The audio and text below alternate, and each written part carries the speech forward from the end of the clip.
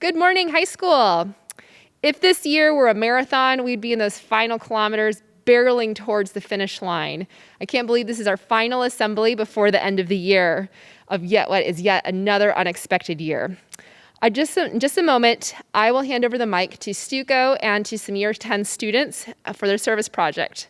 But before that, I would like to give all students and staff watching today a heads up that this assembly will contain information about mental health and suicide and may be triggering for some. Self-care is about self-preservation, so please feel free to step into the hall if you need to. All right, next up is Stuco.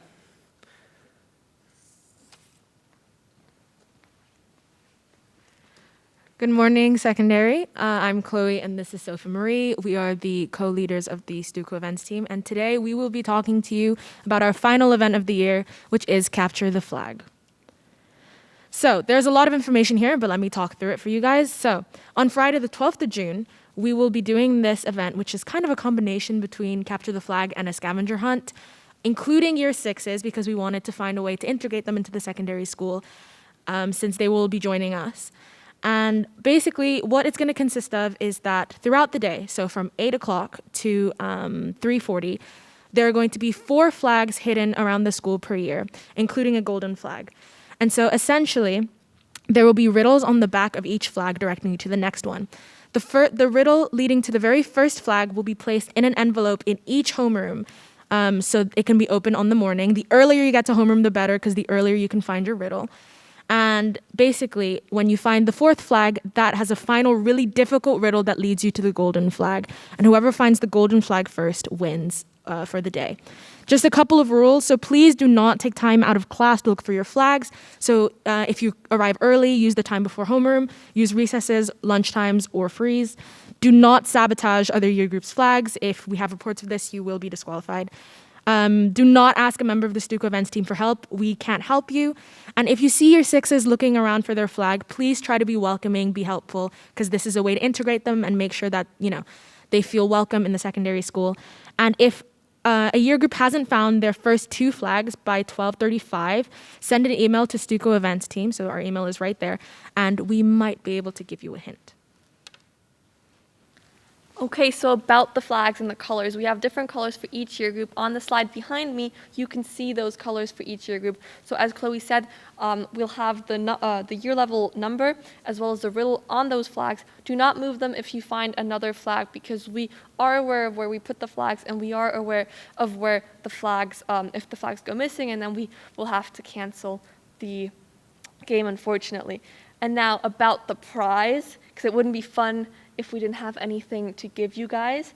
It is a great wild card for our Homeroom Hustle 2021-2022. So that's next school year. We're going to continue with the Homeroom Hustle because you guys loved it seemed like. And so whoever wins this wild card has a little bit of a bonus for next year, and you can apply it for whenever and whatever you want. So thank you very much, and keep an eye out on the notices or other emails that we will send you in the next couple of days, just with a little bit more information. Have a great Friday, everyone. Thank you. Thank you very much, Stuco. Next up, we've got Carmen and Divya talking about an awareness campaign. Hello, high school. I'm Divya. And I'm Carmen. And we're in 10MT. So first of all, a huge thank you to everyone who managed to wear orange today, since orange is a surprisingly difficult color to own. Thank you to everyone who wore red or yellow as well.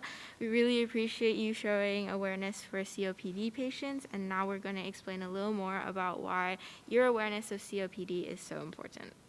So over the last month, Carmen and I have been researching this disease as a part of an in-class service in science. And we didn't really want to stop at a research stage and just make a video, because we are deeply involved with the cause and we think it's incredibly relevant. So we wanted to raise awareness for everyone, at least in our ISL community, so that we can later reach out with your help to people in need. So chronic obstructive pulmonary disease, which is the disease that you've dressed up in orange for today, more commonly known as COPD, is a chronic lifetime lung disease that affects over 210 million people worldwide and 400,000 people in Switzerland.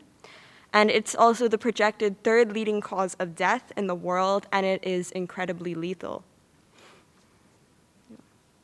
COPD is caused by a long-term exposure to disturbing particles, gases, most often from cigarette smoke, and it works by deteriorating the alveoli in the lungs, making them much, much less efficient at getting oxygen, and 90% of COPD cases are caused by smoking as well.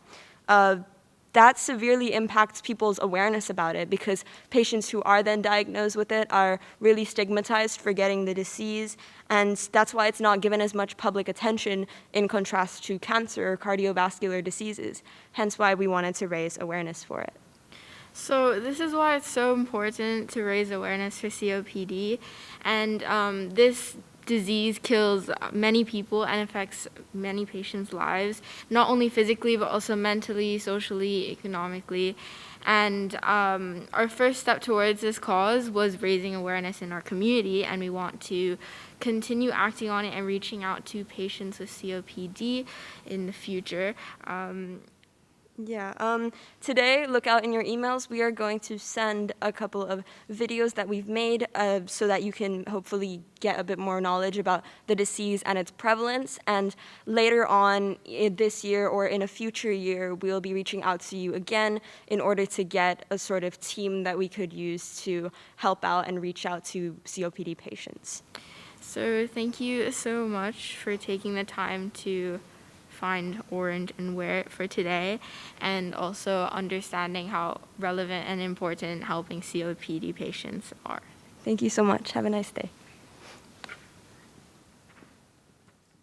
All right, thank you very much, Carmen and Divya. That was fantastic. Next up, while I never got to meet Miss Hennel, I know many of you know her since she was a teacher here teaching art for 25 years. In dedication to her, there is an art award called the Judy Hennel Art Award that goes out every year since last year. And so it's open to all secondary students, whether you take art or not, and you just need to submit your artwork by the 4th of June. So information will be going out in the notices about this. Lastly, I would like to discuss a topic which serves as an important reminder to all of us about the unseen battles that our friends, families, colleagues, teammates, and peers might be fighting unbeknownst to us. 18 days ago was the start of Mental Health Awareness Week. And while the merits of this week and the organization supporting it stand well on its own, I want to tell you a personal story that made me think deeply about this campaign. You see, 16 days ago, an old friend and ski teammate of mine from high school walked into the forest and went missing.